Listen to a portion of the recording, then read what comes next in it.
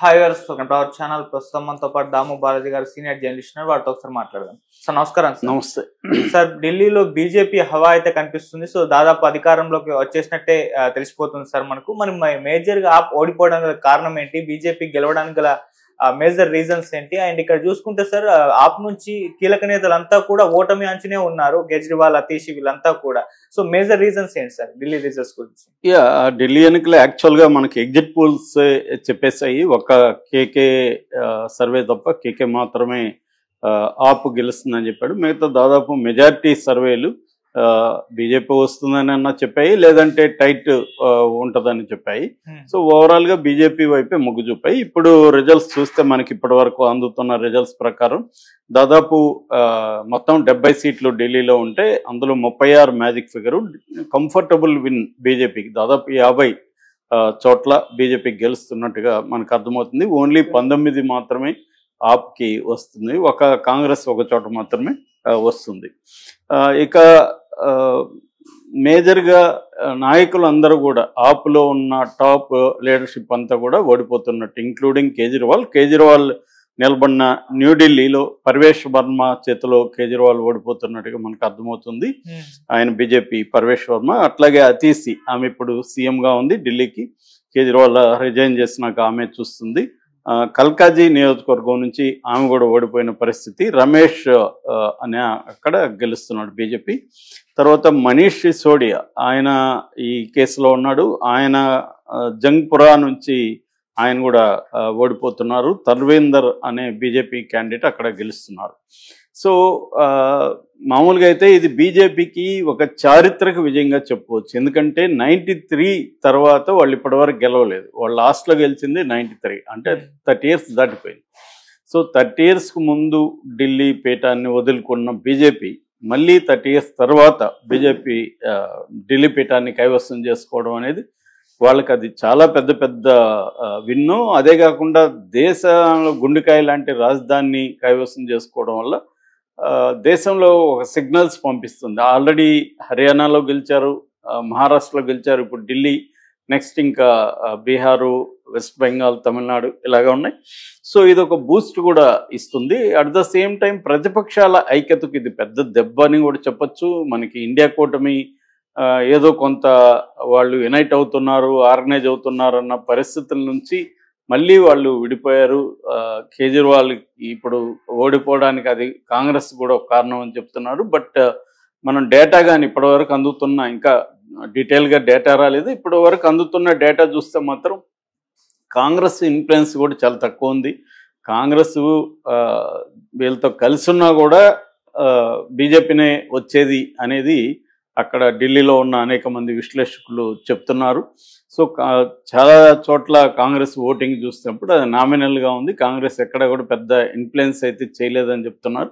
కాబట్టి ఇది క్లియర్గా బీజేపీకి విన్ అని చెప్పాలి. అంటే ఏదో కాంగ్రెస్ వల్లనో ఇంకో దాని వల్ల కాదు, క్లియర్గా బీజేపీ విన్ అయింది.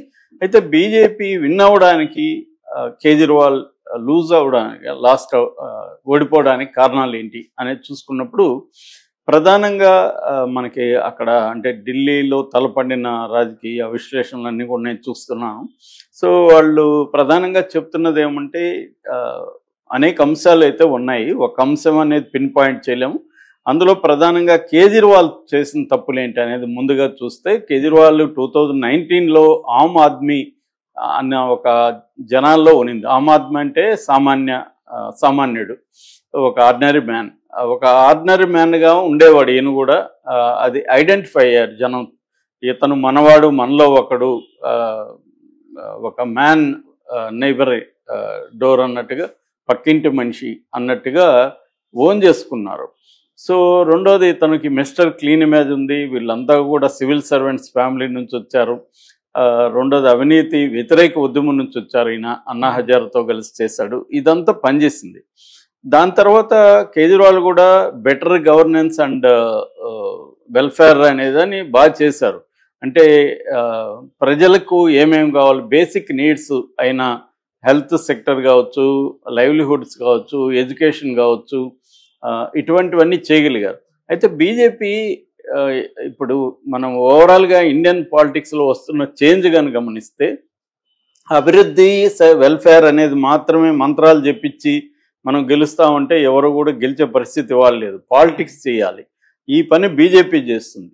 అంటే పొలిటికల్ స్ట్రాటజీస్ వేయడం, ఒక ప్రత్యర్థుల్ని ఎలా ఇబ్బందులు పెట్టాలి, ప్రత్యర్థుల్ని ఎలా తొక్కేసేయాలి అన్న ఒక పొలిటికల్ యాంగిల్లో చేయడం అనేది ఇంపార్టెంట్. ఇప్పుడు జగన్ కూడా బ్రహ్మాండంగా వెల్ఫేర్ చేశాడు. చంద్రబాబు వచ్చి సడన్గా అవి ఇవి హామీలు ఇస్తే జగన్ పక్కన పెట్టేసి వెళ్ళిపోయారు కదా. అసలు జగన్ ఓడిపోతాడని ఎవరు కూడా ఊహించలే. ఈవెన్ తెలుగుదేశం క్యాంపులో కూడా జగన్ ఈ స్థాయిలో ఓడిపోతాడని అయితే ఎవరు అనుకోలే. ఒకవేళ ఏమన్నా ఉంటే 4 సీట్లు 5 సీట్లు ఇక్కడ కాంగ్రెస్ గెలిచారంటే అక్కడ గెలుస్తారనుకున్నారు. అంటే రాజకీయాలు చేయడం అనేది ఇంపార్టెంట్ అనేది ఈ కేజ్రీవాల్ అది పక్కన పెట్టేసి ఓన్లీ ఆయన అభివృద్ధి ఇవంటున్నాడు అనేది నెంబర్ 1. నెంబర్ 2, ఢిల్లీలో కేంద్రీకరించకుండా ఆయన వేరే రాష్ట్రాలు కేంద్రీకరించడం అనేది సెకండ్ ఆయన చేసిన తప్పుగా చెప్తున్నారు. ఒకటి, ఆయన పంజాబ్లో గవర్నమెంట్ ఫామ్ చేయగలిగారు, గుజరాత్లో కొన్ని చోట్ల టఫ్ ఇది ఇవ్వగలిగారు, గోవాలో చేయగలిగారు, ఇలాగా ఉత్తరప్రదేశ్లో, ఇలాగా నార్త్ ఇండియాలో ఆయన వేరే రాష్ట్రాల్లో బలం పెరుగుతూ ఉండడం అనేది బీజేపీకి కంటగింపుగా మారింది. లేకపోతే బీజేపీ ఇంత సీరియస్గా ఢిల్లీని తీసుకునేది కాదు. కేజ్రీవాల్ అంటే నార్త్ ఇండియాలో బీజేపీ ఓన్ బ్యాంక్ని దెబ్బతీసుకున్నాడు. రెండోది ఏంటంటే కేజ్రీవాల్ సేమ్ బీజేపీ అడుగుజాడల్లోనే ఆయన హిందూవాదే కానీ ఒక్కొక్కసారి హిందుత్వవాదిలాగా ఆయన బిహేవ్ చేస్తున్నాడు. సేమ్ హిందూ గాడ్లు ఇవన్నీ ఉన్నాయి. ఆయనకి మోడీలాగా మిస్టర్ క్లీన్ ఇమేజ్ ఉంది. సో ఇవన్నీ ఆయన ఎదుర్కోవడం చాలా డిఫికల్ట్గా మారింది. రెండవది అది దానివల్ల ఏమైందంటే బీజేపీ కూడా ఢిల్లీ మీద మోర్ ఫోకస్ పెట్టింది. At the same time Kejriwal Delhi మీద ఫోకస్ తగ్గించి మిగతా రాష్ట్రాల మీద ఫోకస్ పెంచాడు. దానివల్ల ఏమైందంటే పార్టీ నిర్మాణాన్ని ఢిల్లీలో కన్స్ట్రక్ట్ చేయడంలో ఫెయిల్ అయినాడు అనేది చెబుతున్నారు. ఎందుకంటే సెకండరీ లీడర్షిప్ని డెవలప్ చేయడంలో కేజ్రీవాల్, న్యూ లీడర్షిప్ని డెవలప్ చేయడంలో కేజ్రీవాల్ ఫెయిల్ అయినాడు. సో అది పార్టీ ఎప్పుడైనా ఒక వ్యక్తి ఇమేజ్ వల్ల బిగినింగ్ రావచ్చు. మనకి జగన్ కూడా అదే కనబడుతుంది. ఆయన ఇమేజ్ వల్ల వచ్చి ఉండొచ్చు, కానీ తర్వాత పార్టీ స్ట్రక్చర్ అనేది జగన్ పక్కన పెట్టాడు. ఇది కూడా కేజ్రీవాల్ కూడా అదే అంటున్నారు. మూడవది, ఈ అవినీతికి సంబంధించి కేజ్రీవాల్కి ఎంతో కొంత బ్యాడ్ నేమ్ వచ్చింది. ఆయన మీద వచ్చినప్పుడు ఆయన రిజైన్ చేసి ఉంటే బాగుండేది. కాకుండా నేను జైలు నుంచి కూడా సీఎంగా ఉంటాను, ఇవన్నీ నెగిటివ్ ఒక నెగిటివ్ అభిప్రాయాల్ని క్రియేట్ చేశాయి. ఇది అట్లాగే నాయకులు చాలా మంది కూడా కరప్ట్గా ఉన్నారు. వాళ్ళంతా కంట్రోల్ చేయడంలో, కొంతమంది మంచి వాళ్ళని దూరం చేసుకోవడంలో, అంటే తనకు అహంకారం అవన్నీ పెరిగి కొంతమంది మంచి వాళ్ళని దూరం చేసుకోవడం, ఇవన్నీ కూడా ప్రశాంత్ భూషణ్ కావచ్చు, ఇలాంటి వాళ్ళందరినీ దూరం చేసుకోవడం, ఇది కేజ్రీవాల్ వైపు నుంచి ప్రధానంగా జరిగిన తప్పులు.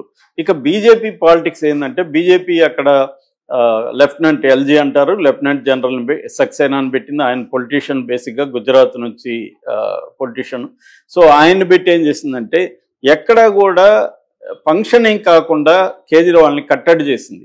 అంటే సివిల్ సర్వెంట్స్ని నియమించేది ఇదే, పోలీస్ ఆఫీసర్లు, చివరికి డిఎస్పీ స్థాయి వాళ్ళతో కూడా సక్సేనా మాట్లాడేవాడని చెప్తున్నారు. ఆ స్థాయిలో పనిచేయనీయకుండా, అంటే అది అన్ని చోట్ల చేస్తుంది. వేరే ప్రభుత్వాలను